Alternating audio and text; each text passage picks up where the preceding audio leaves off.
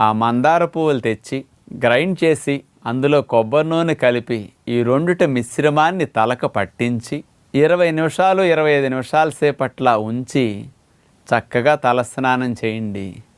ఈ మందార పువ్వుల్లో ఉన్న మెడిసినల్ ప్రాపర్టీస్ తైలంతో కలిపి ఇట్లా మర్దన చేసి రాసేసరికి జుట్టు కుదుళ్ళకు పట్టి జుట్టు పైభాగాన ఉండే కలర్కి కూడా ఇట్లాంటి తైలం వల్ల మంచి గ్లోతో జుట్టు నిగనిగలాడుతూ ఇక ఊడిన జుట్టు రావటానికి, జుట్టు ఊడకుండా కొంత నివారించటానికి ఈ పద్ధతి చక్కగా ఉపయోగపడుతుంది.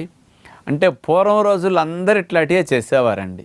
ఏ మందులు కాస్త స్పెషలిస్టులు లేని రోజుల్లో అమ్మమ్మలే పెద్ద డాక్టర్లాగా ఇలాంటివన్నీ ఋషులు వాళ్ళ కొంత గురువులు ఇచ్చిన వాటిని ఉపయోగించేవారు. ఈ రోజుల్లో కొన్ని పురాతనమైన వాటిని మర్చిపోకుండా తిరిగి ఉపయోగించుకుంటారని మీ అందరికీ విజ్ఞప్తి.